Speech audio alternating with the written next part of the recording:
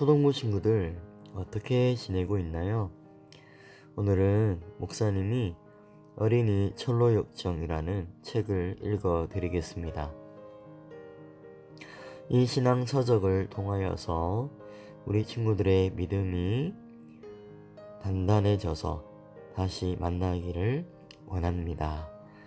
여러분, 철로역정이 무슨 뜻인지 알고 있나요? 한자를 아는 어린이라면 쉽게 알 수 있을 거예요. 철로역정은 하늘나라로 가기까지의 과정이라는 뜻을 가지고 있습니다. 이 책을 쓴 존 번연은 1628년 영국에서 대장장이의 맏아들로 태어났어요.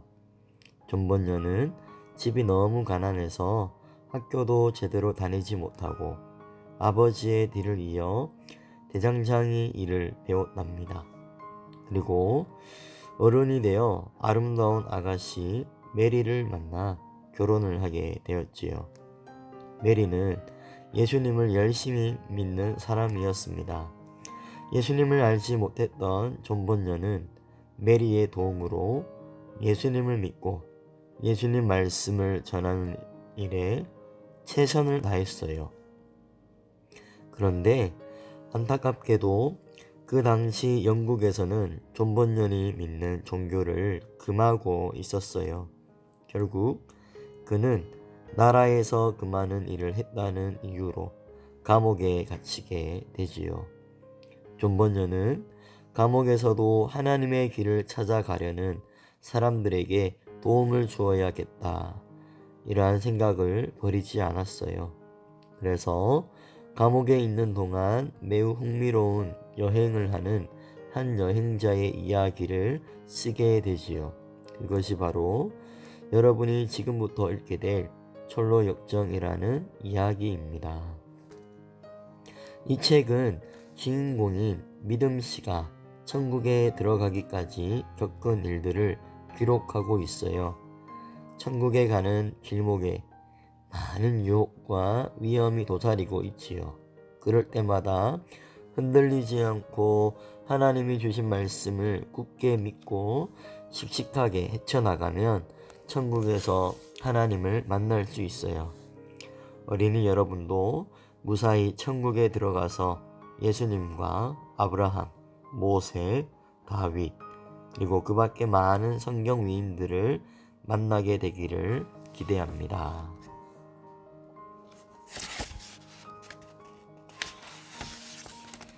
(1장) 믿음 씨의 고민. 옛날 어떤 마을에 믿음이라는 사람이 살고 있었어요. 믿음 씨는 결혼을 해서 아들이 둘이나 있었어요. 그런데 어느 날부터 믿음 씨가 이상한 행동을 하기 시작했어요. 달팽이처럼 등에 커다란 짐을 지고 두꺼운 책을 읽으면서 이렇게 중얼거리는 거예요. 아이고, 큰일 났네. 큰일 났어. 이를 어쩌면 좋아. 며칠을 그러더니 드디어 식구들을 불러놓고 말했어요. 여보, 애들아, 큰일 났다. 왜요? 폭탄이라도 터졌어요? 아이들이 눈을 동그랗게 뜨고 물었어요.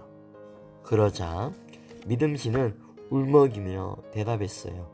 아니, 그게 아니야. 얘들아, 이제 곧 하늘에서 불이 내려와 이 마을을 모두 태워버릴 거란다.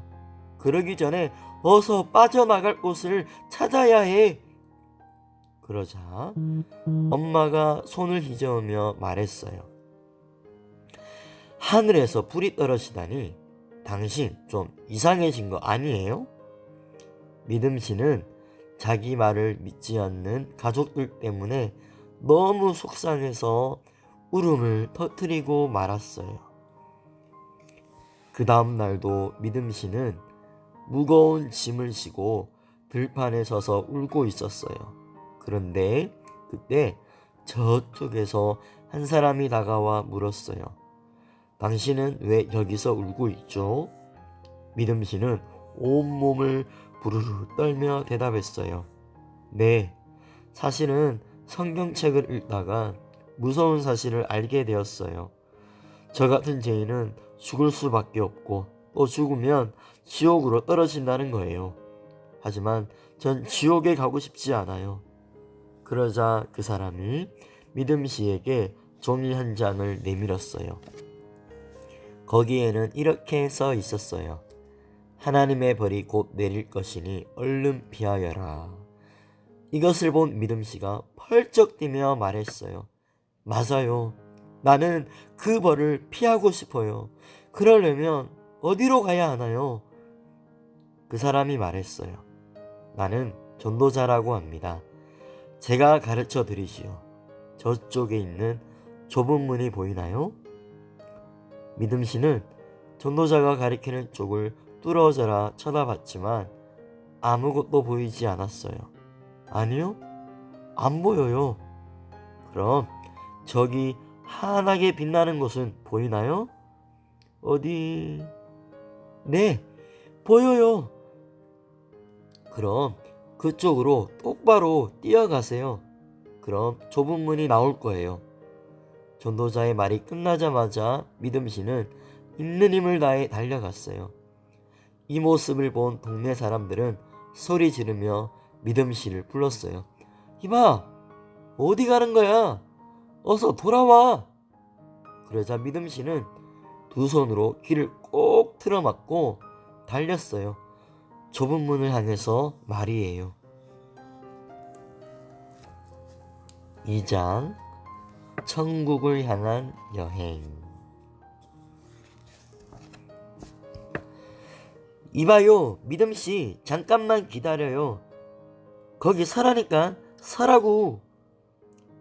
약함씨와 고집씨가 고래고래 소리 지르며 믿음씨를 따라왔어요. 믿음씨, 우리와 함께 집으로 돌아갑시다. 믿음씨가 고개를 저으며 대답했어요. 안 돼요. 당신들이 살고 있는 곳은 곧 망할 겁니다. 그러지 말고 당신들도 나와 함께 영원한 보물이 있는 곳으로 갑시다. 믿지 못하겠으면 이 책을 읽어보세요. 믿음씨가 성경책을 내밀었어요. 그러자 고집씨가 버럭 화를 냈어요. 치워버려. 나는 이런 것은 읽지 않아. 이런 정신 나간 녀석 같은 이라고. 약함씨, 이 녀석은 그냥 내버려두고 우리끼리 돌아갑시다. 잠깐. 그때 약함씨가 고집씨의 손을 뿌리치며 말했어요. 그런데 믿음씨의 말이 진짜일지도 모르잖아. 나는 믿음씨를 따라가고 싶어요. 뭐라고? 이런 바보가 하나 더 생겼군. 하지만 나까지 끌고 갈 생각은 하지 말라고. 약이 잔뜩 오른 고집씨는 씩씩거리며 혼자 집으로 돌아갔어요.